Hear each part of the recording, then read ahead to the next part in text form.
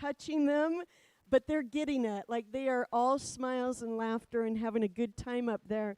So I'd like for you to take a look at three things with me. First, our connection card. If you're a first-time guest, I'd ask that you take a card from the seat that's in front of you, or if you're on the front row, right behind you, and fill out as much information as you're comfortable with. Then put it in one of the donation boxes that's at the back of the worship center. If you're online, if you're at home, which I know a lot of you are watching this morning, click on the link attached to the video and fill out a card and let us know that you're joining us. Our pastor would love to send you something in the mail that says thank you for coming, along with a little gift. Also, tithes and offerings can be given at our Father's House app, at our website, fathershouse.church, text to give, or by mailing a check or donation and putting it in one of the donation boxes at the back of the worship center. So many choices of how to give, right? But the important thing is that we listen to what God wants us to do. And he wants us to be good stewards with our money. And he wants us to do that willingly and cheerfully. There's a lot of cheer this morning and a lot of cheer in Central Oregon as things are opening back up, right? Yeah. And number 3 is, again, pay super close attention to social media to find out what's happening with our getting back together. We have not really split. We haven't closed. We just haven't been able to gather in the house. But that's coming really soon, so be watching for that. Pastor Clint's going to come and continue the What's Next series after this short video.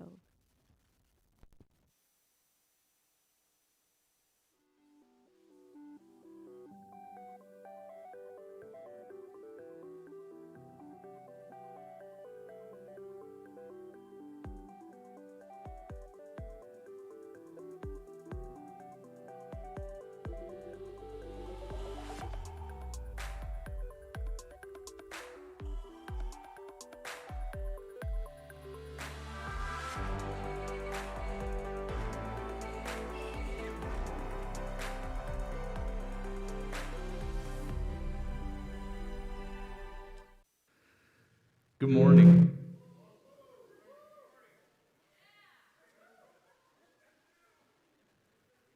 Am I good? All right. Hey, I'd rather be too loud than not be able to hear me, I guess. Seems like, the other problem is I say good morning and you all just stare at me. And it's good to have some people in church with us today. If you're joining us online, we've invited some of our dream team to be here this morning, primarily like our hospitality and frontline team and our kids team, as we prepare to gather back together again. And man, I'm excited for that. And so, like Sheila said, we're going to do that soon. In fact, we're going to do that next Sunday. We get to gather back. We're going to have 2 services live at 9 a.m. and 11 a.m. And be watching, like she said, be watching social media. It's not going to look quite like it did in March, the last time we met, but it's going to be good to be together anyway. So yeah, we're like 3 months into this thing, 3 months, and realizing, looking around the room, that probably a lot of you have not been in this room in 3 months, and those of us that have, this looks different to you, but it looked a whole lot different in the interim, in the meantime. But we're going to jump back into the series from 2 weeks ago, What's Next? And if you remember, we talked about the Israelites coming out of Egypt, and they just griped and complained about their freedom and griped about how hard life was in freedom. And so we got them through the Red Sea. And today we're going to talk about the first time they came to the Promised Land. They came to Canaan. And it's a really amazing story, but a really unfortunate story. And I think there's some really good lessons for us to learn from it. So the Israelites get to the border of the Promised Land. And before they go in, they send 12 spies, one from each tribe, into the Promised Land to spy it out. And they come back, and they check it out in there. There's part of the account is that they found grapes, bundles of grapes so big that 2 men had to carry them on a pole between them. And it's like, I like grapes, but that's a lot. but just this idea that it was everything was big, including the people, and it was scary to some of them. But we're going to jump into Numbers chapter 13. And so the people are, they're weighing the pros and cons. Do we go in? Do we take it? Do we not? What do we do? And the reality is, I don't know if you remember, about a month ago. Well, it's probably been 2 months ago now. Right after Easter, I spoke a message and I talked about what a group of vultures is called. Anybody remember what a group of vultures is called? It's called a committee. Somebody remembered. And this is why I don't like decisions by committee. It can be summed up in today's message. So the people are saying, I don't know, we don't know. And Caleb, in verse 30, Numbers 13 says, Caleb tried to quiet the people as they stood before Moses. Let's go at once and take the land. We can certainly conquer it. But then, the voice of the majority, there were 12 spies, and 10 of these spies came back with an attitude of fear and came back with an attitude that says, no matter what God has brought us through, this is too big for him. And in verse 33, as we continue, it says, we even saw giants there, the descendants of Anak. Next to them, we felt like grasshoppers. And that's what they thought, too. And the first thing that I think about when I think about this verse is, how do they know what they thought about them? They identified themselves as weak and meaningless and inconsequential, and so they took on that's what the people in Canaan, the Promised Land, saw them. The reality is they don't know how they saw them, but they felt little. They felt weak, and so they said, well, that's what they thought of us too. And that's what, going back, again, a couple of weeks that we talked about, are we going to partner with what God is doing in our lives? Or are we going to say, okay, God, I know that you've brought me this far. You're going to continue to take me into the Promised Land.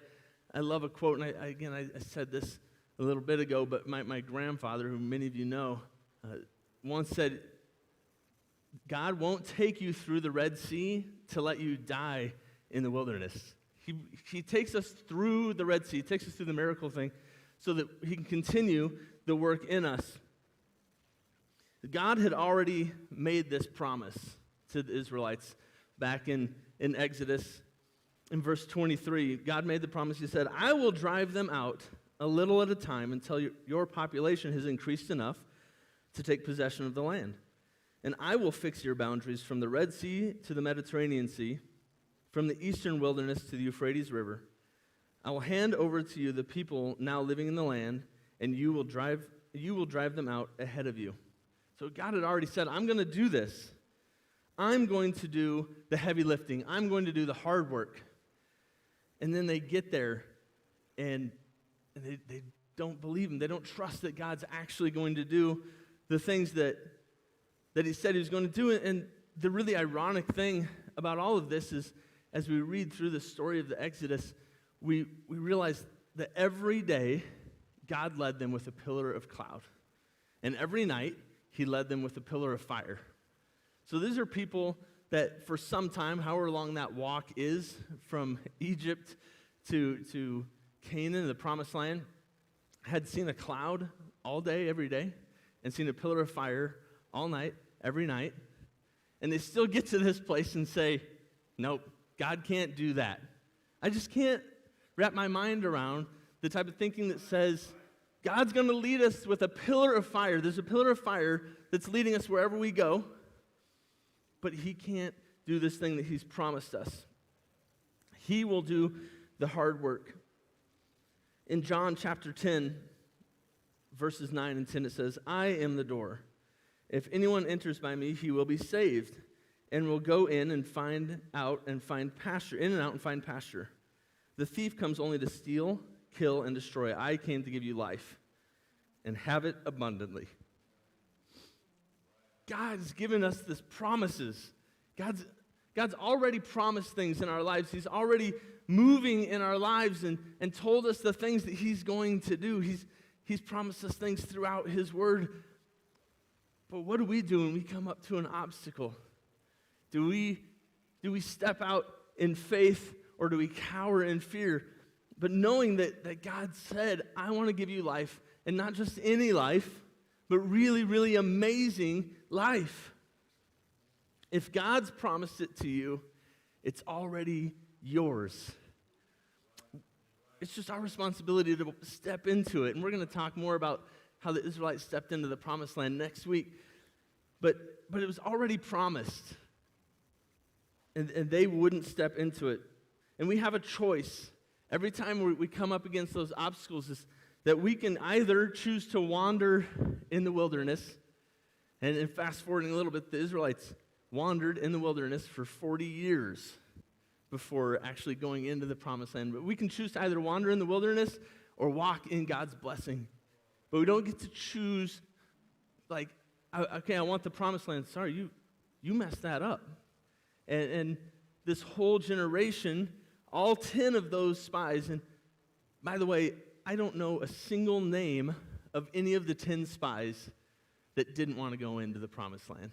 I don't know any of their names. It just became inconsequential in history. But all 10 of those spies died, and they never got to see the promised land. But fear tells us in Numbers chapter 14, fear would say, let's choose a new leader and go back to Egypt. So they're doing this again, this idea of, man, it'd be better for us just to go back to Egypt. It'd be better for us to take steps backwards and be safe. It's better to be safe than it is to move forward. What faith says in verse 9, do not rebel against the Lord, and do not be afraid of the people in the land. They're only helpless prey to us. Faith said, there's nothing that they can do to stop us. There's nothing that they have against us that can hold us back. And as I was thinking about this, and I think in terms of sports, probably more than I should, but I think about old, Big Ten football. And it's like that thing of 3 yards and a cloud of dust. Like we're just going to hand the ball off and pound it up the middle. And like that was Ohio State for like 100 years. But sooner or later, somebody decided, well, we can do better if we pass the ball. We can get more yards at a time. And so I started thinking about that, about moving the ball forward and taking bigger ground and more ground. And I thought that I remembered something, and so I looked it up, and I was right, which my wife will tell you that's like a coin toss chance. But when he retired, Brett Favre led the NFL in all-time touchdowns thrown. He threw for more touchdowns than anybody in the history of the NFL when he retired. He's been passed since then. One list that he hasn't been passed on is he also leads the NFL all-time in interceptions.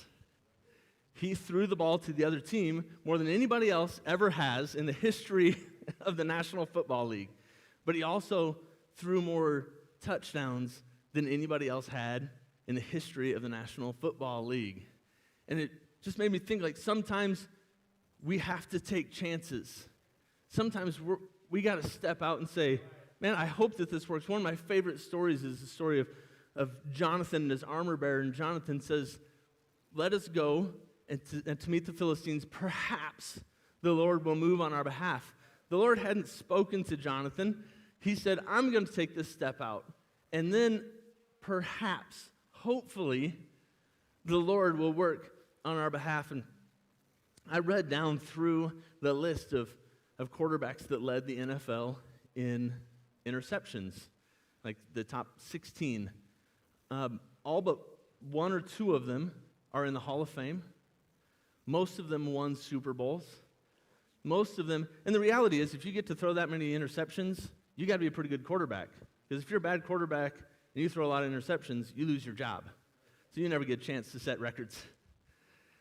But just that idea of, I'm going to take a chance, and for those of you that are football fans, like Brett Favre, is the picture of that, that I'm going to take a chance.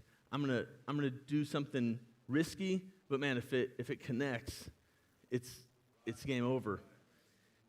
But then we have the flip side of that, and that's the team that builds a big lead and then goes into what's called the prevent defense. And this is the defense that says, we're just going to do our best to not mess up. We're going to do our best to just maintain what we have. And church, we are not called to maintain what we already have. We already have what we already have. That's when the Israelites got to the promised land, they were supposed to take a next step right there. But instead, they said, I want to be safe. I want to be the quarterback that hands the ball off because I can go my whole career handing the ball off and never throw a single interception. I want to be that guy. And Joshua and Caleb said, no, this can't be the way that we do this. And we have got to keep moving forward. Our job is not just to hold on to the ball. Our job is not to be safe. And when I think about safe Christianity, it feels like such a Western culture term to me. You know, I think about Christians around the world that doing what we're doing right now is unsafe. Doing the things that we're doing today would get you in prison, or best case scenario, if you're a missionary, you get deported. But they don't get to do this. And so we have this safe feel because we get to do this.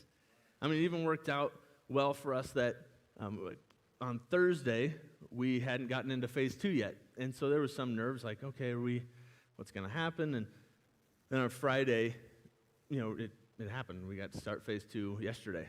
But it's that idea of okay,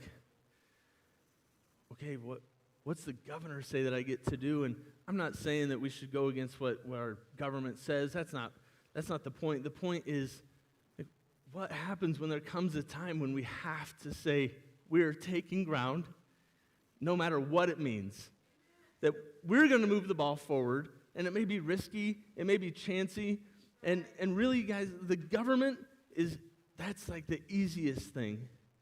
The hard things are our coworkers. The hard things are our family members that don't know Jesus. Those are, it's really easy for us to raise our fist and get angry with our president or with our governor or with our congressman because we don't ever interact with them. It gets difficult to take new ground when that new ground sees you every day, sees how you behave, sees what Jesus looks like in you. That is difficult ground to take because there's accountability to it, right? We're going to turn to Romans chapter 8. Just look at a few verses there.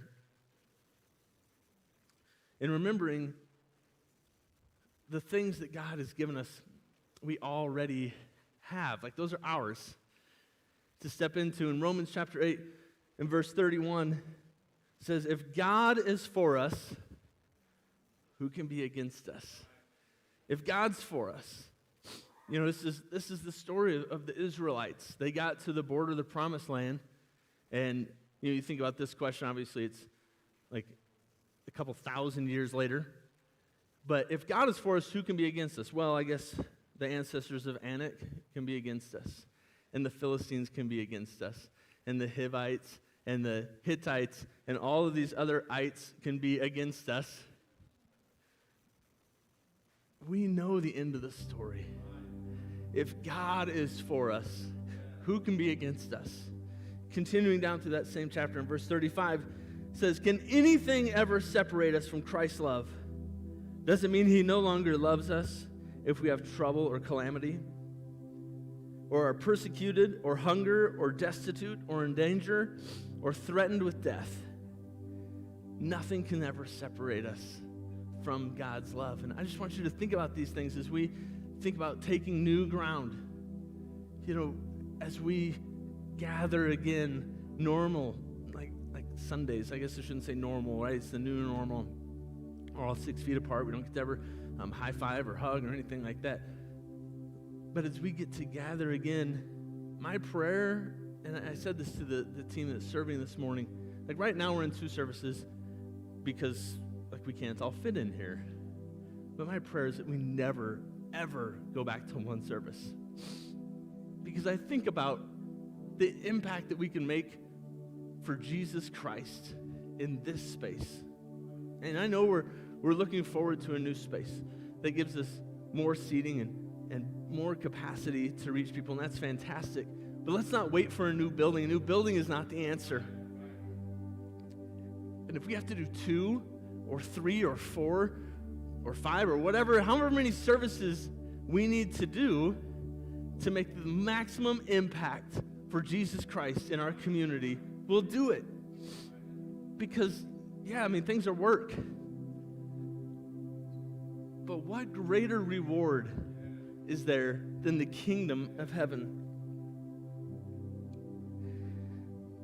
In verse 37 in Romans 8, it says, "No, despite all these things, overwhelming victory through Christ is ours through Christ who loves us." Overwhelming victory. Isn't that amazing? We're like I said, next week we're going to talk a little bit more, and over the coming weeks we're going to do a new series, but just kind of continue this one, and we're going to talk about the kind of victory that the Israelites saw when they finally crossed in to the promised land. Victories that didn't even take fighting. Victories that all they had to do was be obedient to God in some little things, and God handed them the victory. I'm going to ask you to stand this morning.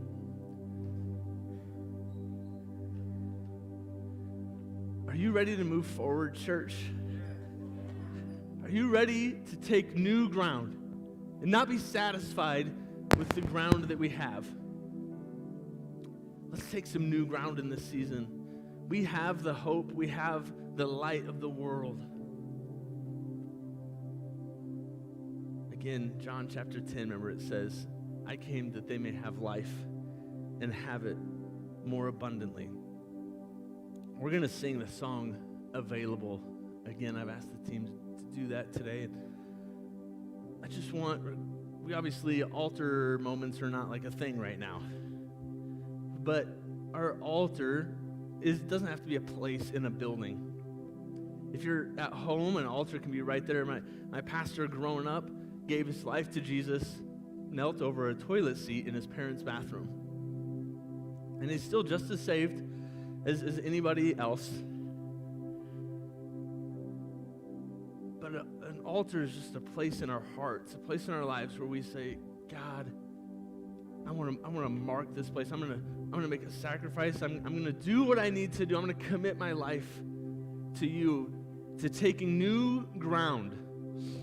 I don't want to live in fear. I don't want to worry about what my life used to look like." And that's the Israelites were just always comparing their life to Egypt. I don't want us to think about comparing our lives. I want us to think about what's ahead. What's the new thing that we're going to do? And I want each of you to think about somebody, just one person. You know, again, I want us to have accountability. And it's easy to want to be Billy Graham. I mean, that'd be amazing. Lead millions to Jesus. Who wouldn't like to do that? But again, it's kind of the same thing as like shaking our fists at the government. There's like, nobody expects you to be Billy Graham. Think about one person that you know that needs Jesus and start to pray for them every day and say their name in your prayer. And I want you to invite them to church next Sunday, because that's where there's accountability. If we would, each one of us, bring one person. For one thing, we'll have to have like 4 services next week. So, sorry to the worship team. But think about the impact we can make if each one of us will bring one. We don't have to worry about reaching all of our city as an individual, we just reach the guy we work with, or the lady we work with, or our brother or sister, or our cousin or aunt or uncle. We win one person. And it may not be the world, but it'll be the world to that person.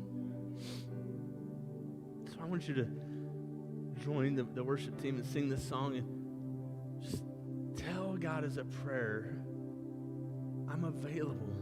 That's all he asks of us. In Isaiah, God says, whom shall I send? Who will go? And Isaiah says, send me. I'll go. He just asks for our availability. Yeah, let's pray.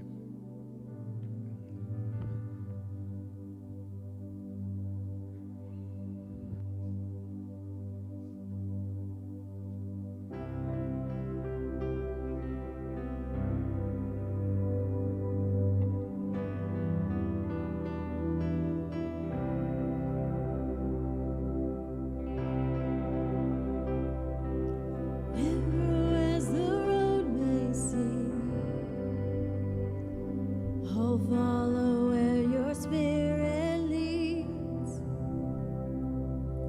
Broken as my life may be, I will give you every piece.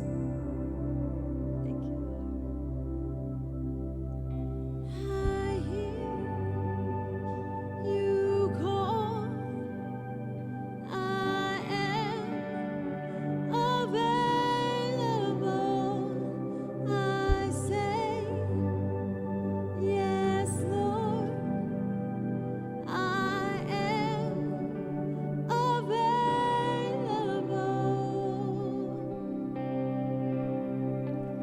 Here I am with open eyes, counting on your grace again. Yes, Lord. Less of me and more of you. I just want to see you move. I hear you call.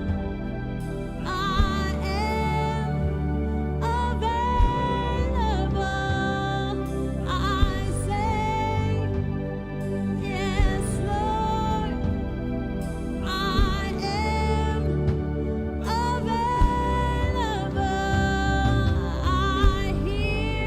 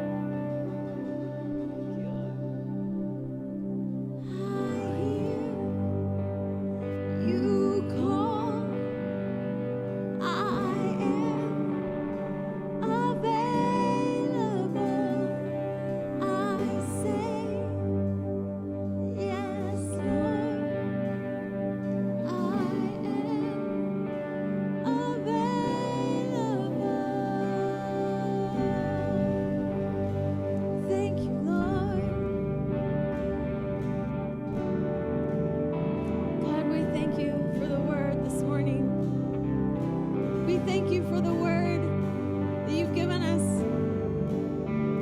Pray that it finds its way deep down in us, roots in us, to follow you, God, to forever be available for your leading. In Jesus' name, amen. Amen. For our online guests, join us for an after party. I have a different co-host today, so you'll want to tune in for that. Crystal will not be with me, so we'll see you at the after party. We love you, Father's house.